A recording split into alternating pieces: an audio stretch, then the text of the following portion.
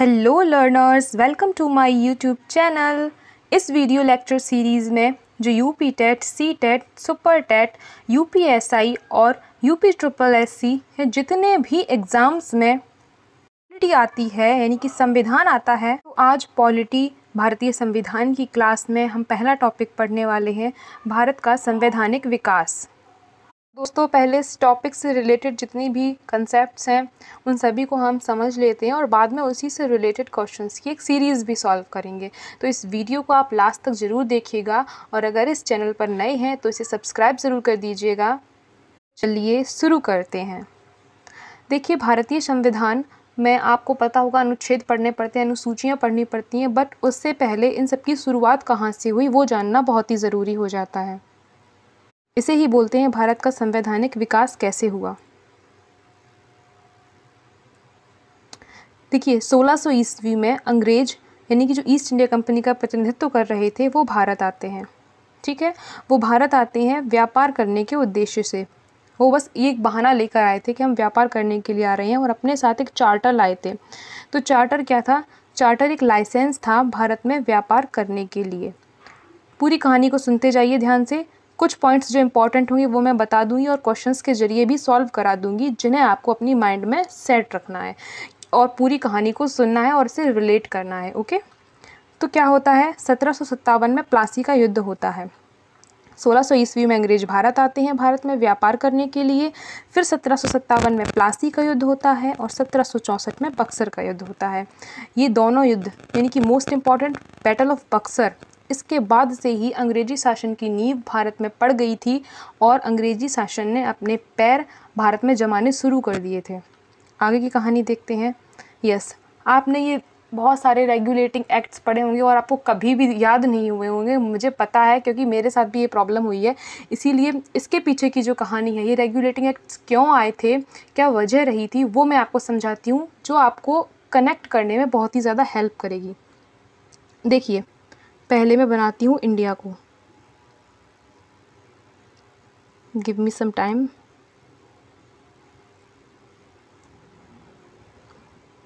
ये देखिए, ये हमारा प्यारा भारत है। तो हुआ क्या था, जैसा कि मैंने बताया, 1757 और 1764 का युद्ध होता है। उसके बाद जो अंग्रेजी शासन है उन्होंने हमारे भारत के इस क्षेत्र को यानी कि बंगाल, बिहार और उड़ीसा के क्षेत्र पर अपना आधिपत्य स्थापित कर लिया। उसके बाद क्या होता है, जब इनकी हुकूमत इस एरिया में हो गई तो यहाँ से जो टैक्स होता था, यानी कि जो बोलते हैं ना, पिछले ज़माने में दीवानी राइट्स बोले जाते थे, दीवानी अधिकार बोले जाते थे, वो अंग्रेज़ों के पास चले गए और यहाँ से जितना भी टैक्स होता था वो सब अपने पास जमा कर लेते थे। कौन? ईस्ट इंडिया कंपनी के ऑफिसर्स जमा कर लेते थे, ना कि ईस्ट इंडिया कंपनी, क्योंकि ईस्ट इंडिया कंपनी तो एक ग्रुप ऑफ जितने भी वहाँ पे अंग्रेजी अधिकारी थे, अंग्रेज शासन के अधिकारी थे, वो थे। तो क्या होता है, वो टैक्स जमा कर लेते हैं, अपने पास रख लेते हैं, ईस्ट इंडिया कंपनी को नहीं देते। तो ईस्ट इंडिया कंपनी चली जाती है डेब्ट में और जो ऑफिसर्स थे वो हो जाते हैं अमीर।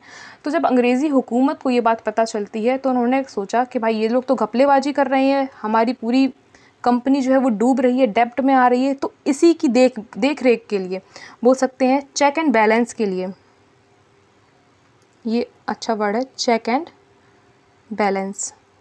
तो चेक एंड बैलेंस के लिए अंग्रेजी शासन ने रेगुलेटिंग एक्ट पास किए। तो ये वो वजह रही थी। हालांकि आपको ये याद करने की कोई ज़रूरत नहीं, ये मैंने आपको बता दिया कि ये क्यों हुआ था। तो अब रेगुलेटिंग एक्ट्स की कहानी को समझते हैं। 1773 का पहला एक्ट आता है जिसका नाम था रेगुलेटिंग एक्ट। 1773 का रेगुलेटिंग एक्ट। इस एक्ट में क्या हुआ, इस एक्ट में जो बंगाल का गवर्नर था उसे गवर्नर जनरल बना दिया गया, है ना। बंगाल के गवर्नर को गवर्नर जनरल बना दिया गया, ये की पॉइंट है। बंगाल के गवर्नर को गवर्नर जनरल यानी कि जी बना दिया गया। और इसका नाम क्या था? इसका नाम था वॉरेन हेस्टिंग्स। ठीक है, यही पॉइंट आपको याद रखने हैं। इस एक्ट के अनुसार 1774 में कोलकाता में उच्चतम न्यायालय यानी कि सुप्रीम कोर्ट गठित किया गया। ओके, क्लियर हो गया। नेक्स्ट एक्ट देखते हैं 1784 का पिट्स इंडिया एक्ट। 1784 के पिट्स इंडिया एक्ट में दोहरा प्रशासन लागू कर दिया गया। ये क्वेश्चन इंपॉर्टेंट है, ये आप याद रखिएगा। शासन के अंतर्गत दो बॉडीज़ बनाई गई, जिसमें पहली बॉडी क्या बोली जाती है, court of directors. Court of directors और बोर्ड ऑफ कंट्रोल, ये नाम आपको याद रखने हैं। ये दोनों बॉडीज़ अलग अलग कामों के लिए बनाई गई थी। कोर्ट ऑफ डायरेक्टर्स बनाया गया था आपके कॉमर्शियल डिसीजंस के लिए, यानी कि वाणिज्यिक फैसलों के लिए, जो रुपए पैसे से संबंधित होते हैं वो सारे डिसीजंस कोर्ट ऑफ डायरेक्टर्स का। इनके नाम इंग्लिश और हिंदी दोनों में सेम है, तो परेशान होने की कोई ज़रूरत नहीं है। और बोर्ड ऑफ कंट्रोल, तो बोर्ड ऑफ कंट्रोल था पॉलिटिकल डिसीजंस के लिए, यानी कि जो राजनीतिक सत्ता के फैसले होते थे उनको देखने के लिए, देख रेख करने के लिए, उनको एग्जीक्यूट करने के लिए बोर्ड ऑफ कंट्रोल गठित किया गया। बस यही इंपॉर्टेंट इसमें फैक्ट है जो आपको याद रखना है। चलिए आगे देखते हैं। 1793 का चार्टर एक्ट, 1793 का चार्टर एक्ट क्या कहता है, इसमें कंपनी के व्यापारिक एकाधिकार को 20 वर्ष के लिए बढ़ा दिया गया। इसका मतलब क्या है, मैंने आपको स्टार्टिंग में बताया कि जो अंग्रेज़ थे वो एक लाइसेंस लेकर आए थे, है ना, और आपको पता है लाइसेंस का एक टाइम पीरियड होता है, उसके बाद उसे रिन्यू कराना पड़ता है। सेम वैसे ही इनका जो व्यापारिक एकाधिकार था, यानी कि उस चार्टर का जो एकाधिकार था वो ख़त्म हो रहा था, इसलिए उन्होंने इसे 20 साल के लिए बढ़ा दिया। और इसके बाद के जो चार्टर एक्ट होंगे वो 20-20 साल के गैप पे आते रहे। ओके, तो इसमें बस यही हुआ था। और 1813 का चार्टर एक्ट देखते हैं जो कि इम्पॉर्टेंट है। इस एक्ट के अंतर्गत कंपनी के भारतीय व्यापार के एकाधिकार को समाप्त कर दिया गया, यानी कि जो कंपनी भारत के साथ व्यापार कर रही थी, जो राइट्स उन्हें मिले थे वो उनसे छीन लिए गए, उनको ख़त्म कर दिया गया। बट चीन से और चाय के व्यापार, आपको पता होगा, मैं बताती हूँ, नहीं भी पता है तो आप जान जाएंगे।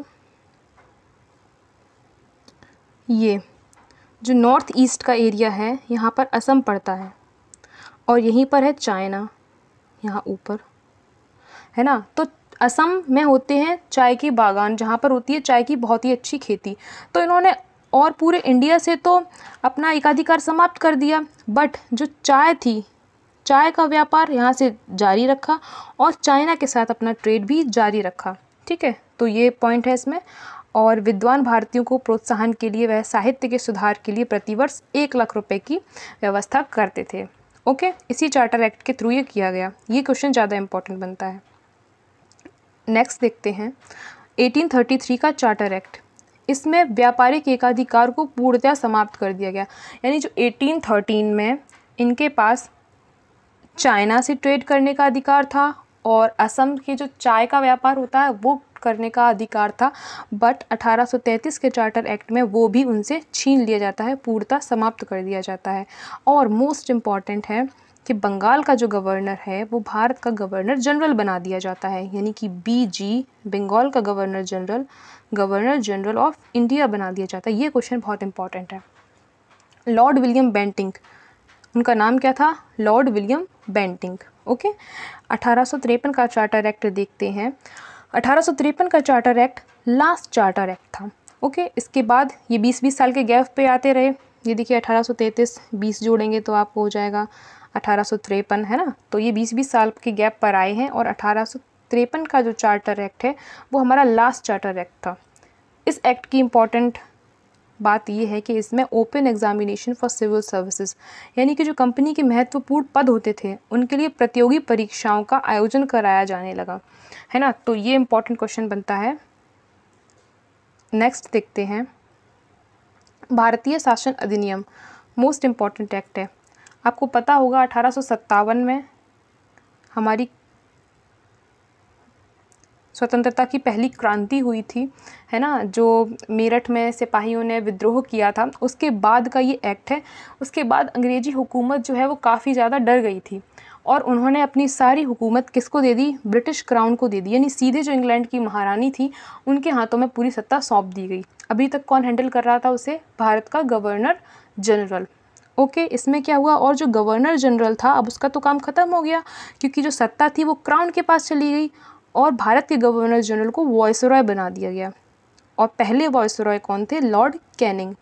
ठीक है, तो वॉइसरॉय को बना दिया गया। जो वॉइसरॉय था वो क्राउन का सीधा रिप्रेजेंटेटिव था, यानी क्राउन का सीधा प्रतिनिधित्व करता था। जो भी बात होती थी इंडिया की वो सीधे क्राउन, यानी कि वहाँ की महारानी उन्हें बोल देते हैं क्राउन, तो उनको सीधी इन्फॉर्मेशन पहुँचाता था, बीच में कोई मीडिएटर नहीं होता था। ठीक है, तो इसमें ये इम्पॉर्टेंट है और ये इम्पॉर्टेंट है। नेक्स्ट देखते हैं भारतीय परिषद अधिनियम 1909 का Morley Minto reform which is Indian council act 1909। ये इम्पॉर्टेंट है, मार्ले मिंटो सुधार इसी नाम से पूछ लिया जाता है क्वेश्चन, सीधा मैं बताऊंगी और आगे करवाऊंगी भी क्वेश्चंस। तो इसमें मार्ले कौन थे? मार्ले भारत के सचिव हैं, सॉरी है नहीं थे, मार्ले भारत के सचिव थे और मिंटो वाइसरॉय थे। इन्होंने क्या काम किया? इन्होंने सेपरेट इलेक्टोरेट फॉर मुस्लिम्स यानी कि मुसलमानों के लिए पृथक निर्वाचक मंडल की सुविधा की। अब वो चुनाव अपना कर सकते थे, निर्वाचन प्रक्रिया कर सकते थे मुसलमान अलग से, तो ये इम्पॉर्टेंट फैक्ट है। और मार्ले को इसीलिए बोला जाता है फादर ऑफ कम्युनल इलेक्टोरेट यानी कि सांप्रदायिक निर्वाचन का जनक भी कहा जाता है। ओके, समझ में आ गया? नेक्स्ट देखते हैं। तो दोस्तों अब आता है भारतीय परिषद अधिनियम 1919 का। इसका दूसरा नाम क्या है? मॉन्टेग्यू चेम्सफोर्ड सुधार। यही पूछ लिया जाता है, यही नाम देकर, इसीलिए इस नाम को आप ध्यान रखिएगा। और ये 1919 में आया था। सेम वैसे ही मॉन्टेग्यू इसमें भारत के सचिव थे और चेम्सफोर्ड वाइसरॉय थे। इसमें दो इम्पॉर्टेंट चीज़ें ये होती हैं, केंद्र में द्विसदनीय व्यवस्था स्थापित होती है और प्रांतों में द्वैध शासन की शुरुआत इस एक्ट द्वारा की जाती है। बस सिंपल इतना ही माइंड में रखना। ये सारे फैक्ट्स आपको याद हो जाएंगे। आगे क्वेश्चंस की एक 10 क्वेश्चंस की सीरीज़ है, तो लास्ट तक बने रहिएगा। नेक्स्ट देखते हैं भारत शासन अधिनियम, important, this is very very important. 1935 government of India act क्या कहता है? जो द्वैध शासन पहले शुरू हुआ था वो यहाँ पर आकर ख़त्म कर दिया जाता है। और 3 लिस्ट कौन कौन सी? जिसमें फेडरल लिस्ट है, प्रोविंशियल लिस्ट है और एक कंकरेंट लिस्ट है। हिंदी में बता देती हूँ, संघ सूची, राज्य सूची और समवर्ती सूची। इनके अपने अपने विषय थे। इसमें संघ सूची में 59 सब्जेक्ट थे, राज्य सूची में 54 थे, समवर्ती सूची में 36 थे। और सबसे इम्पॉर्टेंट चीज़ हुई है रिजर्व बैंक ऑफ इंडिया, यानी कि मुद्राओं के लिए क्या हुआ है? 1935 में इस अधिनियम के तहत रिजर्व बैंक ऑफ इंडिया की स्थापना हुई है। ये इंपॉर्टेंट क्वेश्चन बनता है। Mini constitution, this is also most important. Mini constitution 1935 का जो अधिनियम है उसको मिनी कॉन्स्टिट्यूशन भी बोला जाता है। वजह क्या है? वजह ये है दोस्तों कि जो हमारा भारत का संविधान है उसके जो आर्टिकल्स यानी कि जो अनुच्छेद हैं वो आधे से ज़्यादा इसी अधिनियम से सीधे के सीधे उठा लिए गए हैं। इसीलिए बोला जाता है कि ये भी क्या है? आधा संविधान है, यानी कि ये मिनी संविधान, छोटा सा, ये भी एक छोटा संविधान है। ठीक है, तो ये क्वेश्चन इंपॉर्टेंट है। नेक्स्ट देखते हैं। यस, भारतीय स्वतंत्रता अधिनियम। और फाइनली एक ऐसा एक्ट आता है जो हमारे भारत को आज़ादी दे देता है। इस अधिनियम के तहत 15 अगस्त 1947 को भारत को एक स्वतंत्र राष्ट्र घोषित कर दिया जाता है और हमारा प्यारा भारत आज़ाद हो जाता है। तो आई होप आपको ये सारे के सारे समझ में आए होंगे अधिनियम, और नहीं भी आए हैं तो आगे क्वेश्चंस की सीरीज़ चलिए सॉल्व करते हैं, तो उससे बिल्कुल आपको रट जाने वाले हैं। ओके, तो चलिए दोस्तों अब क्वेश्चंस देख लेते हैं। दोहरा प्रशासन किस एक्ट के तहत लागू हुआ? मैंने आपको बताया है 1784 का जो पिट्स इंडिया एक्ट है, 1784 का जो पिट्स इंडिया एक्ट है उसी में दोहरा प्रशासन लागू हुआ, जिसमें आपका बोर्ड ऑफ कंट्रोल और कोर्ट ऑफ डायरेक्टर्स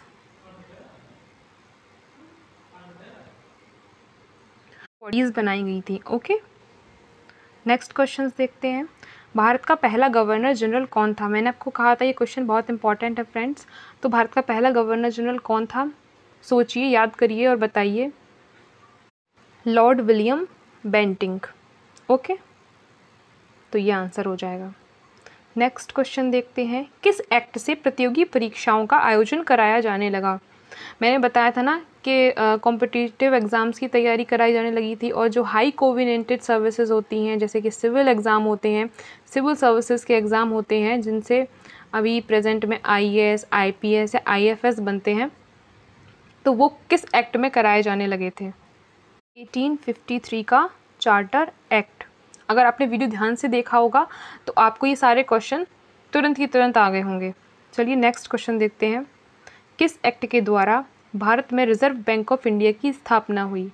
मैंने बताया था आपको रिज़र्व बैंक ऑफ इंडिया की स्थापना हुई है, और मैं आपको पहले बताती हूँ क्या क्या चीज़ें हुई हैं और फिर आप सोचिए कि किस अधिनियम के तहत ये हुआ है। 3 सूचियाँ, फेडरल लिस्ट, प्रोविंशियल लिस्ट और कंकरेंट लिस्ट भी बनाई गई है, और साथ ही साथ उस अधिनियम को मिनी कॉन्स्टिट्यूशन भी बोला जाता है। तो कुछ याद आया? भारत शासन अधिनियम 1935 ही वो अधिनियम है जिसमें रिज़र्व बैंक ऑफ इंडिया की स्थापना हुई, और साथ ही साथ ये 3 लिस्ट भी बनी, और इसे ही मिनी कॉन्स्टिट्यूशन भी बोला जाता है। ओके, नेक्स्ट क्वेश्चन देखते हैं। भारत के प्रथम वायसराय कौन थे? भारत के प्रथम वायसराय मैंने आपको बताया था कि लॉर्ड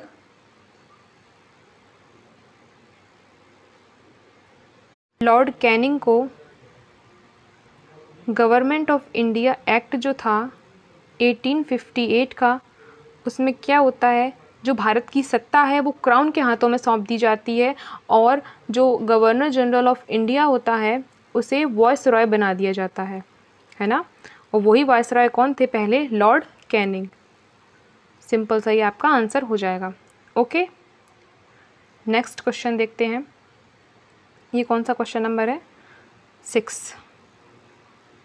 क्वेश्चन नंबर 6 में है, मुसलमानों के लिए पृथक निर्वाचक मंडल की सुविधा किस अधिनियम में हुई? पृथक निर्वाचन मंडल की सुविधा किस अधिनियम में हुई है? मार्ले मिंटो सुधार अधिनियम 1909 में। ठीक है, और मार्ले को क्या बोला जाता है? फादर ऑफ सेपरेट इलेक्टोरेट भी बोला जाता है। क्लियर? नेक्स्ट क्वेश्चन देखते हैं। मिनी कॉन्स्टिट्यूशन किसे कहते हैं? किस अधिनियम को कहते हैं? ये तो मैंने अभी बताया है जस्ट। तो मिनी कॉन्स्टिट्यूशन किसे कहते हैं? भारत शासन अधिनियम 1935 को। अब बताने की कोई ज़रूरत नहीं है क्योंकि मैं पहले बता चुकी हूँ। नेक्स्ट क्वेश्चन, भारत किस तिथि को आज़ाद हुआ? ये तो आप सभी को पता होगा ना। 15 अगस्त 1945 को हुआ, 14 अगस्त 1945 को हुआ, 15 अगस्त 1947 को हुआ, या 25 अगस्त 1946 को हुआ। तो इसे तो बच्चे को पता है, 15 अगस्त 1947 को हमारा प्यारा भारत आज़ाद हुआ था। नेक्स्ट क्वेश्चन देखते हैं। किस एक्ट के तहत भारत की सत्ता ब्रिटिश क्राउन के हाथों में सौंप दी गई? देखिए क्वेश्चन तो वही है, रिलेटेड क्वेश्चन है। एक ही एक्ट से कई सारे जो की पॉइंट हैं उन्हीं से रिलेटेड क्वेश्चंस भी हैं। तो मैंने बताया है ना, भारत शासन अधिनियम 1858 जो था उसमें भारत की सत्ता ब्रिटिश क्राउन को सौंप दी गई थी, और जो गवर्नर जनरल था इंडिया का, यानी कि जो भारत का गवर्नर जनरल था, उसे वायसरॉय बना दिया गया था। और पहले वायसरॉय कौन थे? Lord Canning.